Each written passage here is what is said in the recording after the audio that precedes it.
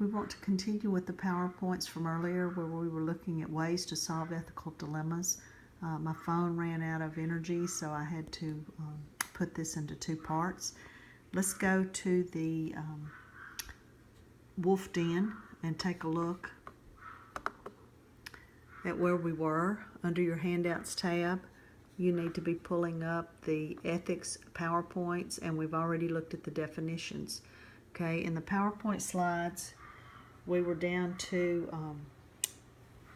let me go back, ways to solve and analyze ethical dilemmas, and we had been talking about a gray area in which you were supervising an alcoholic employee. How would you reason through this dilemma and put it on the continuum of right or wrong? 3 ways. Utility model means satisfaction. You want to make the most people happy. This is more of an economic model. So if you were supervising an alcoholic employee who used to be a friend or was a friend, and you were they were working with other people, we want to keep them safe and content in their jobs. So the best situation there in A would be to remove him, whether that be early retirement or, of all things, firing him if that's the policy of your company. Enlightened self-interest means to minimize harm to others. Now, in this particular model or way, it doesn't define who the others were. If the others are the other employees he's working with, then you go on back to A, where you would make the most people happy and eliminate him.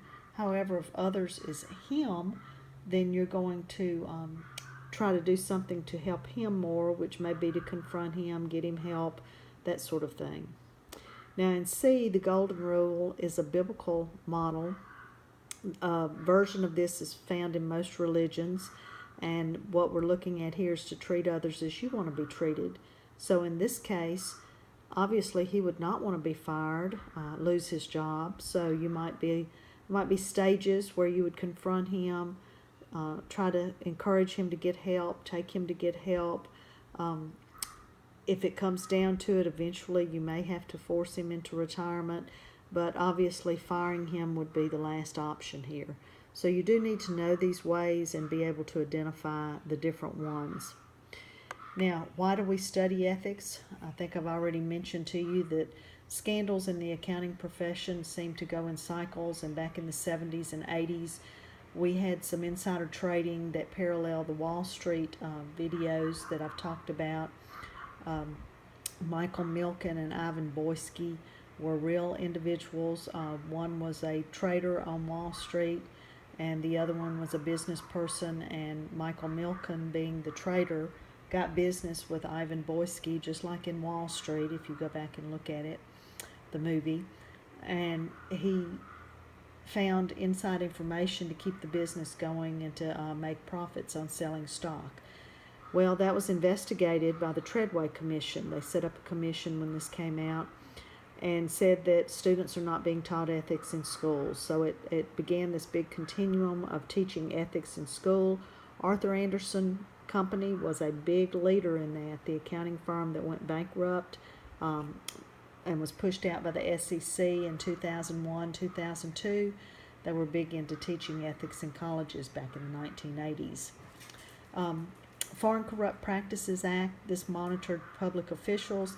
This one came into monitoring those gifts to prevent bribery. I mentioned to you not accepting gifts from clients.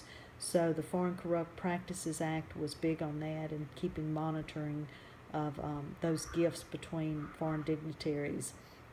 Also, internal controls were put into place, which are procedures to protect assets. Those have been strengthened with the Sarbanes-Oxley Act of 2001 after Enron and WorldCom.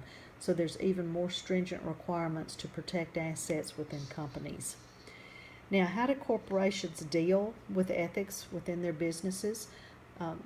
Just going through the list of corporations that were at the beginning in the ethics definitions, there are hotlines. General Dynamics has 29 phone lines that you can call into if you work there and get information on how to solve a dilemma.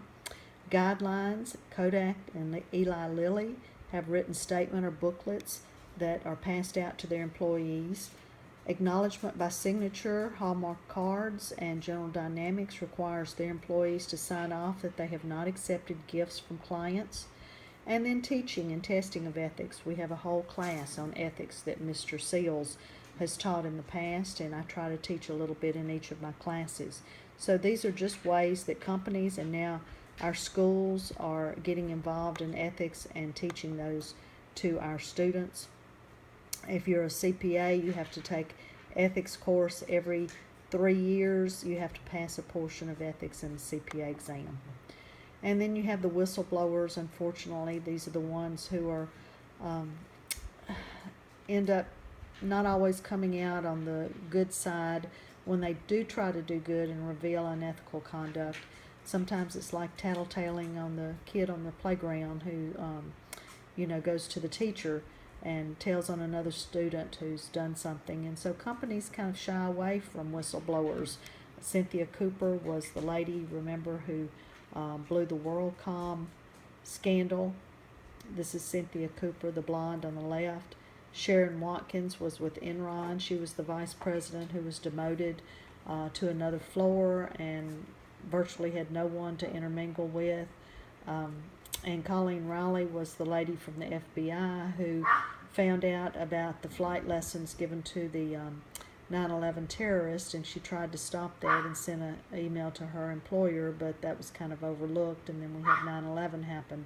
So many times these people aren't recognized the way they should be. Time did go through and put them on the cover of their magazine in 2002, and now there's a Whistleblower Protection Act.